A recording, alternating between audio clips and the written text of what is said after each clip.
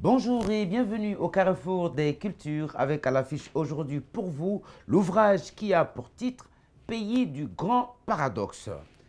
Son auteur, Sitan Siné Sidibé, nous fait le plaisir de nous tenir compagnie pour tout le long de l'émission. Mesdemoiselles, mesdames et messieurs, l'émission Parenthèse pour le conte d'aujourd'hui, c'est parti.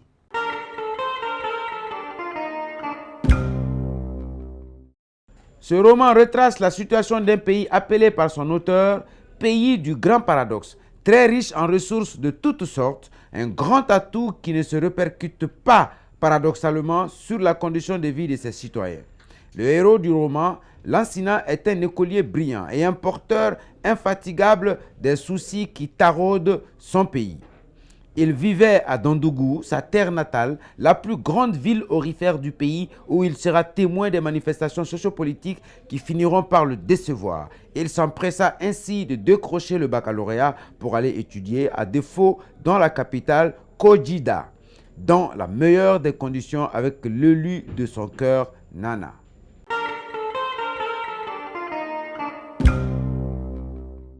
Sitan Siné Sidibé, bonjour. Bonjour, monsieur. Je ne sais pas pourquoi j'ai du mal avec votre prénom. Sitan Siné Sidibé, c'est bien ça.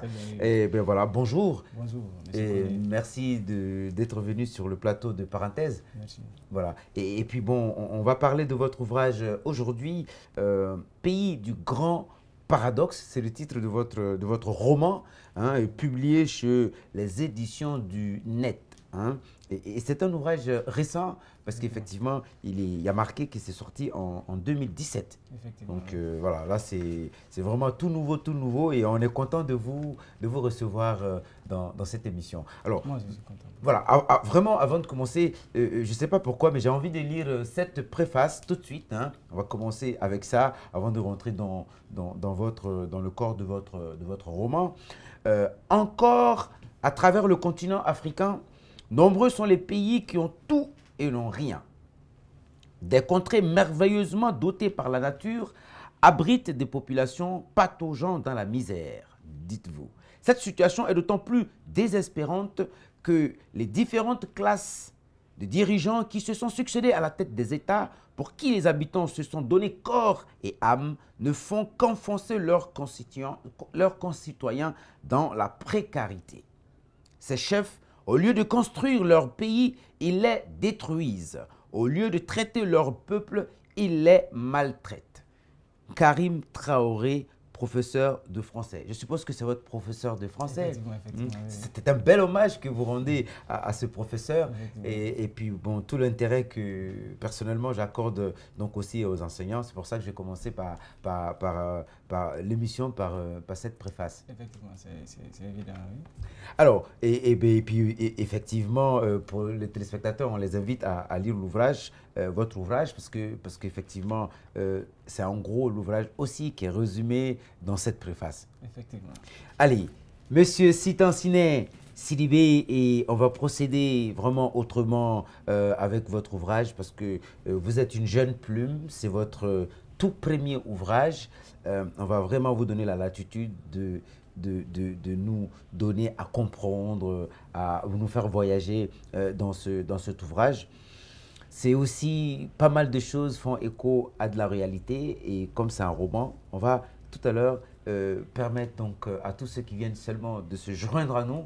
Merci pour votre fidélité sur Espace TV et à l'émission Parenthèse. Et donc je rappelle encore une fois que nous sommes avec l'ouvrage qui a pour titre Pays du Grand Paradoxe. Pays du Grand Paradoxe, c'est un ouvrage de Sita Siné Sidibé qui est donc avec nous sur le plateau. Alors, on va commencer tout de suite par le titre. Pourquoi avoir choisi le titre Pays du Grand Paradoxe pour un roman? Bon, avant de répondre à votre question, j'aimerais d'abord vous remercier de m'avoir invité dans cette émission. C'est un plaisir. Hein, et par la même occasion, je vous présente mes condoléances les plus émues suite au décès de votre collègue. Oui, merci. Pour revenir à votre question, vous savez, les écrivains ne mettent pas les titres de façon ex nihilo. Il y a toute une raison qui prévaut au choix des titres. Si vous avez bien lu le livre, le mien, il est tiré au niveau de la page 37. page 37, paragraphe 2, ligne 3. Mm. Dans ce livre, c'est parler d'un pays imaginaire. C'est un pays qui est doté de toutes les recherches pouvant permettre à une population d'être à l'aise. Oui. Mais malgré ses potentialités, malgré ses atouts, on constate que ce pays n'arrive pas à se développer. On constate que les citoyens de ce pays pataugent dans la misère. Oui, comme vous le dites. Voilà. On ne peut pas comprendre qu'un pays dispose de ses potentialités et que sa population est en train de vivre dans la misère. Donc j'ai vu cela comme un paradoxe, d'où le caractère paradoxal, c'est-à-dire un pays qui a tout mais qui n'a rien, comme vous l'avez lu au niveau de la préface. Très bien, merci. Alors, je veux dire, je dis donc le titre c'est Pays du grand paradoxe en fait. Si je peux me permettre très rapidement, comme généralement, et puis en plus quand c'est un roman, il arrive souvent que les auteurs, ils donnent un titre qui n'est pas forcément ce qui est dans l'ouvrage. Et puis au fur et à mesure qu'on lit, on découvre ce qui est dit. Ou c'est un peu une parabole, ou le titre peut être un tout petit peu énigmatique. Vous avez choisi de ne pas aller dans ce sens. Mon roman parle d'une espèce d'une situation qui est paradoxale. Et donc j'ai fait apparaître ça directement dans le titre. C'est au niveau de la page 37. Oui, vous avez dit. Alors, d'ailleurs, je note là, parce qu'on va venir quand on va arriver au marque-page, on va voir la page 37, justement, pour partager un extrait de lecture avec nos téléspectateurs. Alors, un roman, effectivement, là, vous avez parlé d'une situation, un pays imaginaire, un pays dans lequel, justement, un pays qui est doté de beaucoup de potentialités, alors que ce pays-là est pauvre. C'est le pays que vous avez imaginé dans votre roman. Mais au-delà de cette question, le roman, très souvent, aborde des situations, parle de quelque chose. Et je voulais, ça c'est vraiment pour partager, nous on l'a lu, mais là je dis, on va faire ce travail autrement aujourd'hui. On n'a pas l'habitude de traiter comme ça, mais j'ai envie. Alors, la rédaction de l'émission veut vraiment donner, faire la place belle aux jeunes auteurs. Quelles sont les différentes thématiques que vous abordez dans le roman? Bon, vous savez, comme vous l'avez dit, c'est ma première fois d'écrire un ouvrage. Vous savez, j'ai suivi une stratégie. Quand c'est la première fois, il faut toucher tous les points. Oui. Parce que quand vous choisissez, par exemple, un seul point, ce point peut ne pas intéresser au public. Donc, il faut avoir beaucoup de points. Obligatoirement, le public aura de quoi aimer dans le livre. C'est pourquoi ce livre ne traite pas un seul point, une seule thématique. Mais dans le roman, nous traitons de la politique dedans, nous traitons du social, de l'environnement, surtout de l'exploitation artisanale de l'or. Oui. Et de l'éducation aussi. Et de l'éducation, bien évidemment. Le roman s'ouvre même sur l'enseignement de base, effectivement. Donc, ce sont entre autres ces thématiques que j'ai voulu relayer pour le public du monde entier. Mais ça c'est intéressant parce que là on s'aperçoit que ça veut dire que vous, pour votre cas, et justement ce qui nous intéresse aussi, c'est pas que le récit, c'est pas que l'histoire qui est abordée dans l'ouvrage. Ce qui nous intéresse aussi, c'est la démarche de l'auteur. Et là vous touchez à un élément intéressant. Je veux dire, vous dites, c'est ma première fois d'écrire et je voulais toucher un maximum de public. Ça veut dire que dans votre démarche d'écriture, vous pensez tout de suite à ceux qui vont vous lire. Et comme ce public-là, il a un public cosmopolite, il y a plusieurs catégories, plusieurs tranches d'âge, socio-professionnels même, etc. Vous, déjà, d'emblée, vous dites non, il faut que je traite d'une problématique qui touche tout le public. Qu'est-ce qui explique ça? C'est quoi votre formation déjà? On n'a pas dit ça. Vous étudiez dans quel domaine? Bon, je fais droit. Oui. Je fais droit du côté de l'Université Générale Lansana Conté. Ça aurait été peut-être plus simple de faire un ouvrage sur les questions de droit. Vous avez dit non. Non, bon, vous savez, c'est une question de formalité. Il faut remplir certaines formalités pour parler de droit. Le droit n'est pas comme la littérature. comprenez? Oui. Donc, il n'y a pas une formation exigée pour être écrivain. On est Donc, dans le domaine de la création. Merci beaucoup. Non, oui. mais c'est sympathique. Alors, vous parlez, on revient rapidement sur les thématiques abordées. Donc, vous avez parlé dans l'ouvrage de l'éducation. Je l'ai rappelé parce que en lisant, je suis que vous avez démarré par ça. Donc, il y a l'éducation. Et puis, mieux que ça, vous avez fait préfacer votre ouvrage par un professeur de français. Ce n'est pas anodin. Ça, d'ailleurs, c'est des choses qui, en tant que lecteur, qui m'ont tiqué. Et donc, du coup, voilà, je veux dire, alors, vous avez parlé vous parlez de politique, des questions sociales, de misère. Voilà, ça c'est de misère. Et ça, c'est des passages qui sont très frappants, de voir comment est-ce que, là on va arriver au personnage, mais voilà, votre personnage principal, c'est quand même quelqu'un qui a, on dit, le parcours est un parcours, un vrai parcours de combattant, enfin, comment on dit ça, un parcours voilà, de héros, de combattant, mais qui traverse beaucoup d'obstacles. Il y a, je peux me permettre de le dire, mais il y a vraiment des éléments intéressants dans l'ouvrage.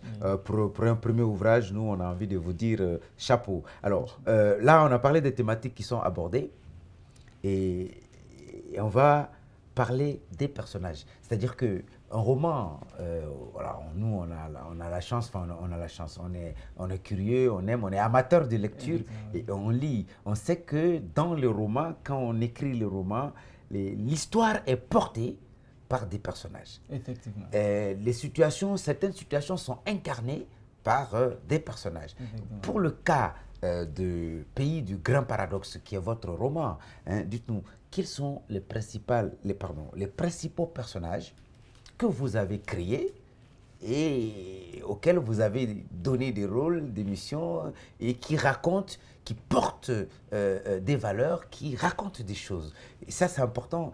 On a vraiment envie que vous nous présentiez. Je vous ai dit, on n'a pas l'habitude de procéder comme ça. Mais voilà.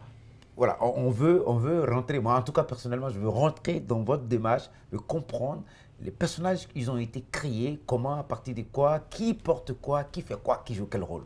Effectivement, c'est une question très intéressante. Vous savez, vous disiez tout à l'heure que c'est de la littérature, donc c'est purement artistique. Oui. Donc l'auteur essaie de créer certains personnages en leur confiant certains rôles pour réanimer alors, la réalité. Et c'est eux qui permettent de tisser, de construire l'histoire qu'on veut raconter. Effectivement. Je vais commencer par le personnage central, le personnage principal, le héros, vraiment qui est Lansina. Lansina, c'est un jeune homme très intelligent, très brillant dans les classes. Et puis au-delà de... Il y a peut-être une partie de vous-même là-dedans. On dit souvent, je ne sais pas, moi je ne suis pas auteur, je n'ai pas encore écrit. Bon, cela dépend du public. On dit souvent qu'il y a toujours une petite partie de l'auteur dans ces personnages, surtout les héros qu'on construit. Il est brillant, intelligent. Effectivement. Bon, au-delà de sa situation scolaire, c'était un jeune homme qui était très soucieux de la situation de son pays. Au lieu de s'intéresser à ses études, parallèlement à ses études, il ne manquait pas aux activités politico-sociales non seulement de sa ville, mais aussi du pays entier. Il avait un engagement politique. Hein. Effectivement, un engagement politique. Donc, c'est ce personnage-là qui est suivi par la caméra de l'auteur, donc jusqu'à la fin du livre. Alors, les personnages qui le suivent, en un mot. Alors, à part le personnage principal qui est Lansina, il y a encore le père de Lansina. C'est un père exemplaire qui suivait son enfant pour que ce dernier étudie. Parce que ce dernier n'a pas eu la chance de pousser ses études. Donc, pour ne pas que son fils Lansina connaisse le même sort, donc il a jugé utile de surveiller son enfant pour ne pas qu'il fasse de banditisme. Donc, à part du père de Lansina aussi, il y a la grand-mère du personnage central, Manimba. Sa grand-mère, là, elle était une fervente militante du parti du Québec. Effectivement. Donc, c'est la grand-mère là qui amenait souvent Lansina au lieu de la réunion du parti. Oui. Donc c'est de là Lansina a appris qui est Kegbe, qui sont ses militants, pourquoi c'est Kegbe aimé par la population. Donc au-delà de sa grand-mère, il y a encore sa mère. Sa mère, c'est une femme aussi qui est très exemplaire, qui suivait aussi son enfant, qui admirait inconditionnellement son fils. Tous les problèmes exhibés par son fils étaient tout de suite réglés. Donc, à part de la mère aussi de Lansina, il y a encore Nana. Nana, c'était une jeune fille qui, bon, entre guillemets, qui sortait avec le personnage principal, Lansina, depuis de l'école primaire jusqu'au lycée. Mais celle-ci trahira Lansina au profit d'un jeune homme qui était nouvellement devenu riche. Donc, à part de Nana aussi, il y a Alima. Alima Diallo dans le livre. Je vous ai dit tout à l'heure que Nana va trahir Lansina. Quand Lansina sera trahi par Nana, tout de suite, il sera récupéré par Alima Diallo. Parce que quand on est, c'est récurrent, quand on est intelligent, on est toutefois l'objet de convoitises des jeunes filles. Donc après Nana, Lansina, son cœur sera occupé entre guillemets par Alima. Voilà. Et à part d'Alima aussi, il y a un personnage aussi qu'on appelle Fofana. Fofana, c'est l'ami intime du personnage central qui est Lansina. Fofana et Fakemo aussi, qui est aussi personnage, qui est aussi un ami avec qui il traite ses affaires quotidiennes. Par de Fakema aussi, nous avons Kegbe. Kegbe, c'est au début du roman, il était un opposant qui se battait pour le pouvoir. Et il avait pas mal de projets pour faire développer le pays en faisant oublier le caractère paradoxal. Mais ce dernier sera au finish le président de la République, du pays des grands paradoxes. Après Kegbe aussi, il y a Bela, Salou Bela. C'est après le pouvoir de Kegbe, c'est ce dernier qui sera opposant de Kegbe. Donc ce sont entre autres ces personnages qui animent. Oui, il y a beaucoup de personnages. En fait, alors, alors j'ai une question mais qui va venir après. Je veux dire, vous avez parlé des personnages qui incarnent un peu l'histoire. Et toujours, on est dans l'histoire et dans le récit, on va dire comme ça. Il y a un autre aspect aussi, c'est qu'une histoire, quelle qu'elle soit, quand on la raconte, en tout cas par le biais de l'écriture, voilà, on confie l'histoire, on fait porter l'histoire par des personnages, on vient de parler des personnages, mais l'histoire se déroule dans un espace et dans un temps. Alors, voilà, là où l'histoire se déroule, il y a toujours un lien entre l'histoire et là où elle se déroule. Là, pour parler du décor, les circonstances, voilà, vous allez nous parler du décor qui abrite effectivement, oui, c'est très intéressant là aussi. Dans ce livre, le roman s'ouvre à Dandougou. Dandougou, c'est la ville natale du personnage central. C'est-à-dire Dandougou, c'est un mot malinké qui peut être décortiqué. D'accord. Dan qui veut dire limite, Dougou qui veut dire terre. D'accord, la limite de la terre. J'avais pas pensé à ça. Frontalière. D'accord. Dans Dougou, la terre frontalière, ou bien la ville frontalière. Donc, dans cette préfecture aussi, il y a une sous-préfecture là-bas qui est le village natal du personnage principal, qui est Bouye. Bouye. C'est une contrée, dans Bouye, il y a Balato. Balato, c'est son village natal. D'accord. Mais ce village-là se situe à Bouye, qui est la sous-préfecture, qui est la contrée. D'accord. Voilà. Donc, à part de ces territoires aussi, nous avons, j'ai parlé des préfectures sans que ces préfectures-là n'apparaissent obligatoirement, telles que Nabaya, telles que Hamana. Tout à fait. Effectivement. Je posais cette question parce qu'effectivement, quand on lit l'ouvrage, on est dans le pays mandingue. Effectivement. Même les prénoms sont aussi les prénoms authentiques, donc disons du Beka Djamana, on va dire comme ça, Effectivement. et les personnages principaux. Donc ça veut dire aussi que alors, il y a un aspect, effectivement, enfin, que j'ai noté, c'est ce mélange, puisqu'on a parlé des thématiques, mais on revient un tout petit peu là-dessus, parce que c'est ce mélange de situations, des bouts de vie qui sont racontés. Et j'ai aimé, il y a de l'amour là-dedans. Effectivement. Il y a de l'amour là-dedans. Effectivement. Et voilà, c'est-à-dire, le roman, en fait, doit refléter ce qu'on vit, la vie. Et Effectivement, effectivement. ce qui est frappant aussi, on va poser une question là-dessus en tant qu'auteur, que moi j'ai envie de savoir c'est quoi votre préoccupation là-dessus. Ça m'avait peut-être surpris et même un tout petit peu choqué ou surpris, je sais pas, entre choqué et surpris, c'est que ça m'a fait, mais j'ai ressenti quelque chose de constater dans le livre que, je me dis, mais pourquoi son personnage, le protagoniste, il étudie ce qui à la limite est passionnant, mais en même temps, il a un engagement politique. Si je sors un peu de l'histoire, parce que je peux me permettre de sortir de Effectivement, l'histoire, si je oui. sors un peu de l'histoire, la réalité aujourd'hui, c'est que de plus en plus, les jeunes sont engagés politiquement. Mais en tant qu'artiste, je me dis, est-ce que c'est raconter l'histoire et puis où on voit un jeune qui a un engagement politique, est-ce que c'est bon d'engager? Moi, je suis plutôt tendance, ça c'est le lecteur qui vous parle, hein, Effectivement. qui parle à l'auteur. Moi je suis plutôt tendance à dire non, les jeunes, ne vous occupez pas de la politique, concentrez-vous d'abord sur vos études. Mais lui, il fait les études et il fait un engagement, il a un engagement politique. Je dis, qu'est-ce que vous, je ne sais pas, Bon, qu'est-ce qui explique vous avez ça? bien fait d'évoquer cela. Vous savez, au début, tout à fait, le roman s'ouvre par l'enseignement des bases. Ouais. C'est-à-dire, le personnage principal, il étudiait. Mais si vous avez bien lu, c'est sa grand-mère Ouais. qui l'invitait souvent Mhm. à aller participer aux assemblées ordinaires Ben oui, du parti. justement, oui. Parce que sa grand-mère, Mm. elle était sourde. Oui.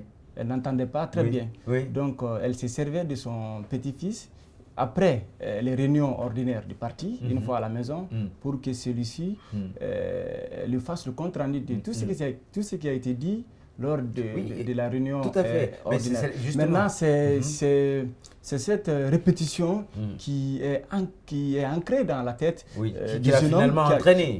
Voilà. Ouais, il y a eu un effet d'entraînement, quoi. Je veux dire. Effectivement, tout de suite, le personnage central, le jeune, a aimé ce parti. Donc, mais je ne crois pas que ça soit un peu gênant qu'on fasse les études et qu'on s'intéresse aussi à la politique. Vous savez, la politique, on est d'une manière ou d'une autre intéressé de la politique.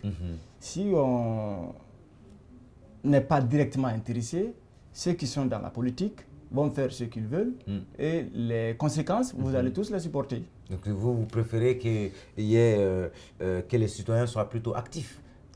Bon, je parle pas, au lieu d'être passifs, quoi, je veux dire. Voilà, vous savez, quand on parle de... Vous savez, c'est nos différentes classes politiques qui nous découragent un peu de la politique. Sinon, ailleurs, la politique doit être animée par les citoyens. D'accord. Le vote, c'est purement politique. Oui. Vous comprenez? Dans les systèmes démocratiques, Oui. en tout cas, nous ne sommes pas dans l'anarchie. Donc, dans les régimes monarchiques, c'est la population, ce sont les citoyens qui votent pour élire quelqu'un comme leur chef.